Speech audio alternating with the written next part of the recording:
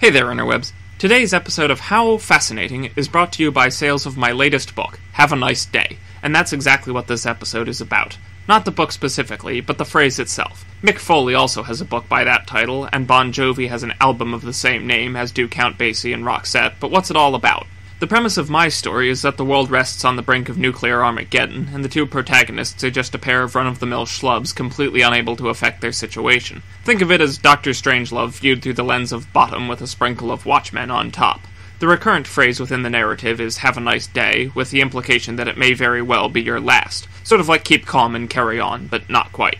The phrase itself actually predates the modern English language, albeit in a slightly modified form. Have a good day is used in the Middle English poems Leomund's Brut and King Horn, published circa 1205 and 1225 respectively. With the exception of some occasional use by Geoffrey Chaucer in the late 1300s, the phrase and its variants more or less disappeared from recorded English for the next 7 centuries. Assorted variations of the phrase such as have a happy day and have a beautiful day emerged in America throughout the mid-20th century and found the greatest popularity among hippies of the 1960s. Have a nice day came fully into vogue the following decade alongside the iconic smiley face, more than 750 years after its earliest use and subsequent disappearance. The design of the yellow smiley is usually attributed to Worcester graphic designer Harvey Ball, but it was used in conjunction with the phrase have a nice day by Philadelphian brothers Murray and Bernard Spain.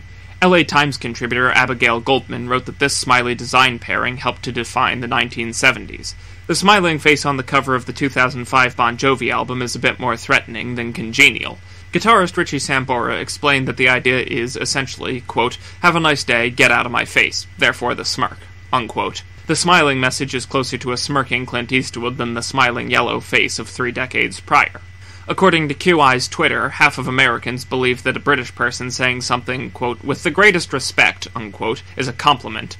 I wonder which half. Probably the lower half, it's got shit for brains. But seriously though, when Brits say with the greatest respect, they mean none, and bless their hearts. Both of these phrases are sardonic and thinly veiled passive-aggressive insults, and so too can be the term have a nice day. According to Wiktionary, quote, have a nice day is a commonly spoken valediction, typically spoken by service employees or clerks to customers at the end of a transaction, particularly in North America. This repetitious and dutifully polite usage has resulted in the phrase developing a cultural connotation as a stereotypical display of impersonality, disinterest, or passive-aggressive behavior, unquote.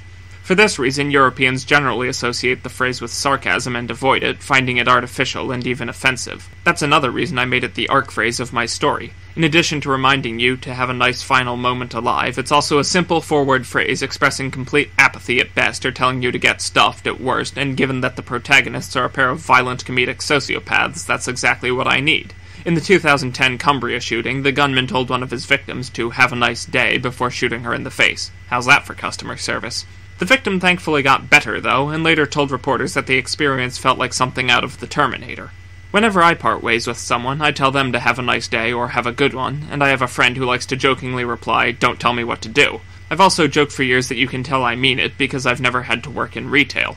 It is my sincere belief, though, that no one doesn't deserve to have a nice day. Even if someone's been a complete dick to me, I'd like to give them the benefit of the doubt and assume that somewhere deep inside they're a good person, or at least they want to be a good person, and that maybe they'd be more agreeable if they were having a better time.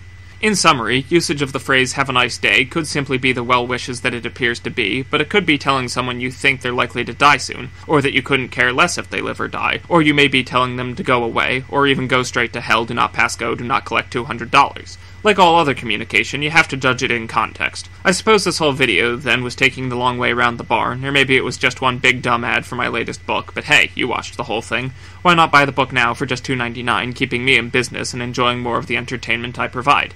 As always, thanks for watching and bugger off.